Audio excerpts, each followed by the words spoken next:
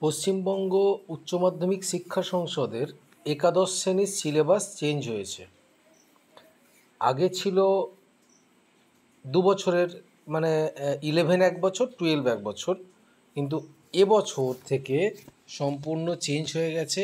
11-এ 2টো সেমিস্টার আর 12-এ 2টো semester, first semester, second semester, third semester এবং ফোর্থ সেমিস্টার। ফার্স্ট সেমিস্টার এবং সেকেন্ড সেমিস্টার পরীক্ষা স্কুলে হবে, থার্ড এবং ফোর্থ সেমিস্টারের পরীক্ষা সেন্টারে হবে, মানে অন্য স্কুলে হবে।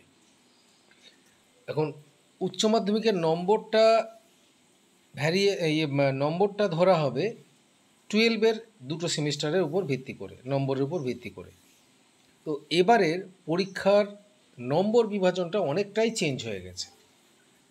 ফার্স্ট সেমিস্টারে টোটাল যে 40 নম্বরের পরীক্ষা হবে, সেই 40 নম্বরই থাকবে শর্ট কোশ্চেন, বিভিন্ন ভ্যারাইটির শর্ট কোশ্চেন। যেমন এসএ কিউব থাকবে, এসএ কিউব নয়, মাল্টিপল চয়েস, সবই মাল্টিপল চয়েস, কিন্তু সেখানে স্তম্ভ মেলানো থাকবে, সত্য মিথ্যা নিরূপণ থাকবে, ব্যাখ্যা থাকবে, মানে একটা লাইন দিয়ে দিল, তার ব্যাখ্যা কোনটা সঠিক হবে, যেমন ইতিহাসে করেছিলেন ক্লাস 10-এ। এরকম বিভিন্ন ধরনের কোশ্চেন হবে। তো আমি সেগুলো সব রকমের কোশ্চেন না দিয়ে আমি শুধু শর্ট কোশ্চেন দিয়েছি কিছু। দেখো, এই ধরনের কোশ্চেন পড়তে পারে কেন, এগুলো থেকেই প্রশ্ন পড়বে ফার্স্ট সেমিস্টারে। এখানে মূলত দুটো জিনিস দেওয়া আছে, একটা হচ্ছে কি ভাষার ইতিহাস থেকে, সাহিত্যের ইতিহাস থেকে, আর বিড়াল থেকে দেওয়া আছে, আর দেওয়া আছে কি সাম্যবাদী থেকে দেওয়া আছে। মোট 50টা কোশ্চেন দেওয়া আছে। আমি এই কোশ্চেনটার উপর পরীক্ষা নিয়েছিলাম আমার টিউশনেতে। তো এখন তোমাদেরকেও সেই কোশ্চেনগুলো আমি শেয়ার করছি, তোমরা এই কোশ্চেনগুলো উত্তর করে নিতে পারো। এর মধ্যে থেকেই অনেক কোশ্চেন তোমরা পেয়ে যাবে। আর উত্তরের যদি প্রয়োজন হয়, নোটসের যদি প্রয়োজন হয়, তোমরা আমার সাথে যোগাযোগ করতে পারো। দেখো, প্রথম প্রশ্নটা হচ্ছে, মধ্য ভারতীয় আর্য ভাষার একটি নিদর্শন উল্লেখ করো। আর্যরা ভারতে এসে কোন ভাষায় কথা বলতো? আর্য ভাষার কোন স্তর থেকে বাংলা ভাষার উদ্ভব হয়েছে?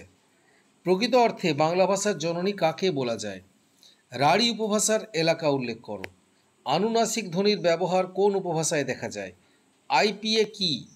ভারতে প্রচলিত ভাষা বংশগুলির নাম লেখো।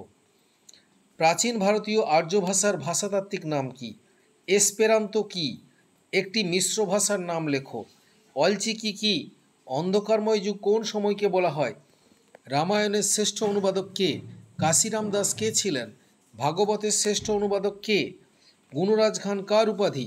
চৈতন্যদেবের জন্ম ও মৃত্যু সাল কত? লেখো। কত?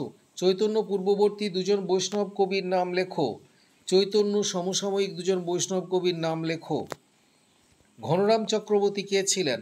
মনসামঙ্গল কাব্যের আদি কবি কে? চণ্ডীমঙ্গল কাব্যের আদি কবি কে? শ্রীচৈতন্য ভাগবত কার লেখা? শ্রী শ্রী চৈতন্য চরিতামৃত কার লেখা?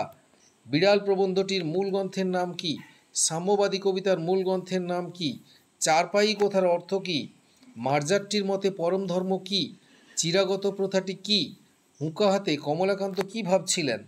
দেয়ালের উপর ড্যাশ প্রেতবৎ নাচিতেছে। মার্জারটি কি উদরস্থ করেছিল? বিড়ালটি কমলাকান্তের কাছে কি চেয়েছিল? মার্জারের কথাগুলো কমলাকান্তের কেমন মনে হয়েছিল? কমলাকান্তের মতে মার্জারটি কেমন? তেলা মাথায় তেল দেওয়া কথাটির অর্থ কি? কেহ মরে বিল ছেঁচে কেহ খায় কই কথাটির অর্থ কি? নসিরামবাবু কে? চোরে যে চুরি করে সে অধর্ম ড্যাশ ধ্বনির। সাক্ষ্যমুনি কে? কন্দর কথার অর্থ কি? ত্রিপিটক কি? বাঁশির কিশোর কাকে বলা হয়েছে? নবীরা খোদার মিতা কে হয়েছিল? সমস্ত দেবতার মন্দির কোনটি? হাসিছেন তিনি, কে হাসছেন? মৃতপতি কঙ্কালে কি খুঁজতে নিষেধ করা হয়েছে? সব বাধা ব্যবধান কোথায় এক হয়ে যায়? গ্রন্থ সাহেব কি? এই 50টা প্রশ্ন আমি তোমাদের দিলাম। এই 50টা প্রশ্ন তোমরা প্র্যাকটিস করবে। এগুলো আশা করি এর মধ্যেও পড়বে, অনেক প্রশ্নই পড়বে। তোমরা এই প্রশ্নগুলো ভালো করে করবে। আর তোমরা যদি তোমাদের এই ভিডিওটা কেমন লাগলো তোমরা কমেন্টে জানাবে।